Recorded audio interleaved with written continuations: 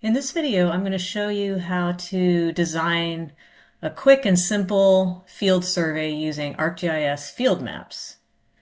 So right now we're at our organization's homepage. We're going to go over here to find the apps that are available to us, and we're going to go to the Field Maps Designer.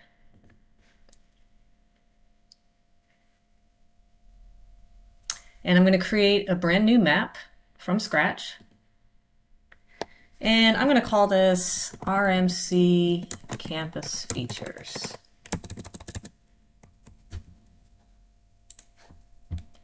And I could choose points, lines, or polygons, but in this case we're going to use points.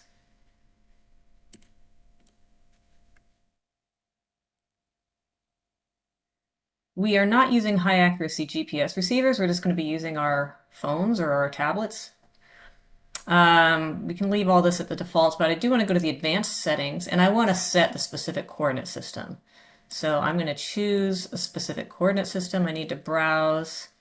I want geographic coordinates for North America, USA, and we're going to go with NAD 1983. Okay, then we go to next. I'm going to store this in a folder that I already created before, which is called Field Maps. I just like to keep it organized. And go ahead and create the map. So the map is going to be named RMC Campus Features. There's also a feature layer within the map that is going to have the same name. You could change the names if you want, but I'm going to leave them as they are. Okay, so here we are in the form design window. You can see here that this feature layer is selected, so that is the feature layer for which we are going to design the data collection form. And over here you have the form builder, so you have different types of attribute fields that you can add to your form. So you have to pick the one that's most appropriate for the data type. So we're going to start with a combo box, and the reason is I want a list of acceptable values that can represent the type of feature that we're collecting. So all I have to do is left click and hold and drag this into the form. And then I need to fill out the properties. So I'm going to call this feature type. And then I just tab over and it generates the field name for me. Notice that the field name is not allowed to have any spaces. And so where I had a space in the display name, it just added an underscore. Now you can change that if you want, but the main thing you have to know is you cannot have any spaces in the field name. You can't have any special characters. You can have that in the display name, however. So the field name is what the machine understands. The display name is what you as the user will see. And it is a string field type. That means text. And I don't really need 256 characters. Let's just say we only need about 50 characters. If you make that a smaller value, it's just taking up less disk space. And then I'm going to create a list of the acceptable values that can go in this field. So what are some of the types of features that we might want to show on campus? So we'll say tree, bench. We also have Adirondack chairs. There are some tables. There are fountains. There are statues. And that's all I can think of right now as far as what features I might want to collect. But when you have a combo box like that, it's always a good idea to just include one last category called Other, just in case you come across features that you want to collect that don't fit under any of these other designations that you already created. So Other is just kind of a catch-all for anything you might have forgotten to add to your list. Done. And it's warning me I can't change the field type after the fact. That's fine. Continue. Okay, so that's my first field in my form. Then I would like to have, and then I have to click in this box so I can get back to the form builder. I'm going to add a multi-line field so that I can add any kind of notes. So especially if I have a feature type that I listed as other, I'm going to want to have at least some notes about what it actually is. And then there might be just general notes that I want to add about any feature. So I just like to always have a notes field. So we'll just call it notes. It's also a string. It doesn't really need to be this long. Let's just give it 500 characters. You don't need to write an essay. Okay. Oh, and looks good.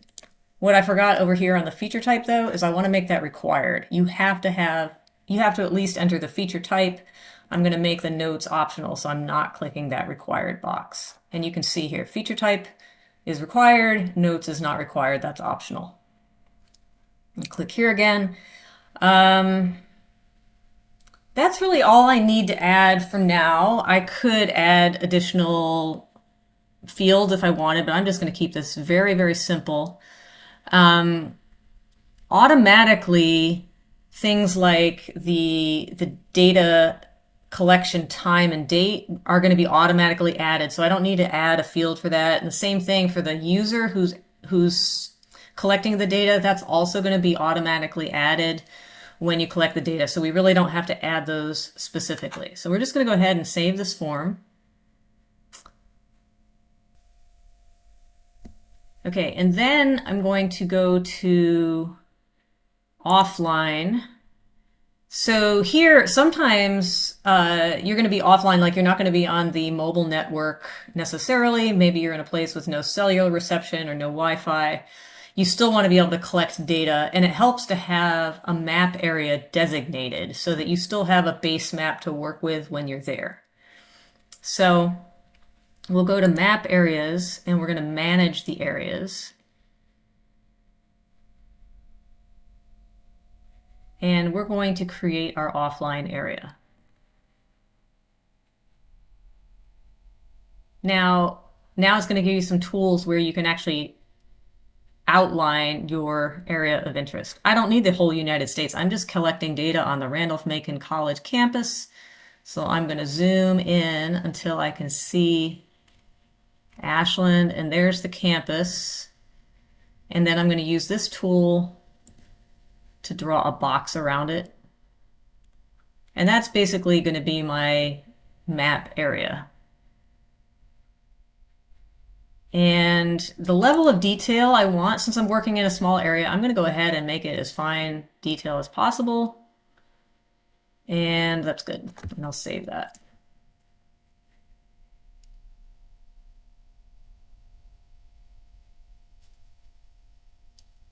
And then I'm going to go back here. So I've got my offline area. And let's say app settings.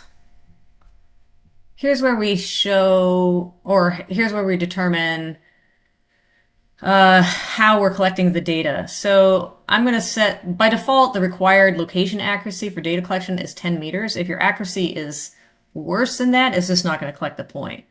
And we'll leave this, we'll add that 95% confidence, and we'll leave the 10 meter. I do want to put GPS averaging on. So that means instead of just collecting a single location reading when I'm trying to collect a point, I actually want to average multiple readings. That's going to give me a much higher accuracy. So I'm going to turn this on, and I'm going to say it has to collect 30 readings to actually create the point. It's going to average 30 locational readings to come up with a single, more accurate location. And that looks good. Okay. You notice here that you can have photos. Sometimes you want to collect photos with your point. This is going to allow a large photo size. If you want to reduce the amount of disk space it's taken up, you can change that, but I'm just going to leave it as it is. And then finally, I want to share it. Oh, I need to save. Finally, I want to share it so that it's not just me that can see and use this map, but I want to share it with my group. So I'm going to share it with my class, which is Environmental GIS in fall of 2024. I'm going to apply that. So now everybody in my class is going to be able to access that map. And it is going to say, so I've shared the map, but it needs to share the things that are related to the map. So I'm going to review the sharing and update it so that all the things that are associated with the map are all going to be available in that group. Okay.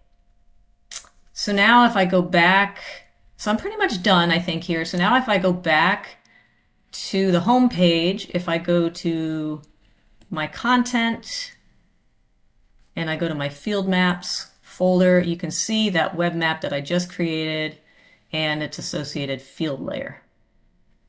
And so now it's good to go.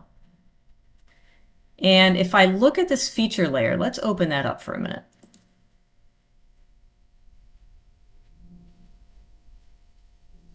I could add a summary later. I could add a description. That would be good practice. I'm not going to do that at this moment. But if I go to data, I can see the fields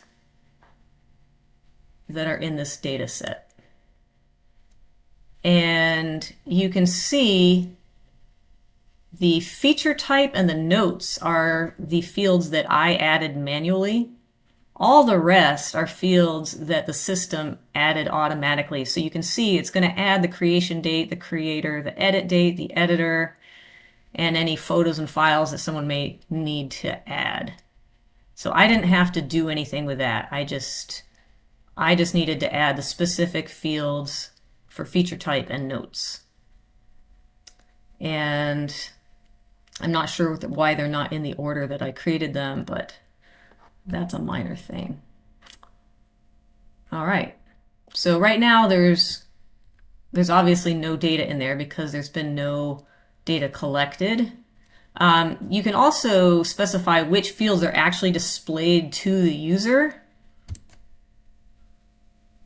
So that's under show and hide columns. Right now it's only showing feature type, notes, and photos and files. But if I wanted to display on the screen the creator and say the creation date, I could add those as well. Okay.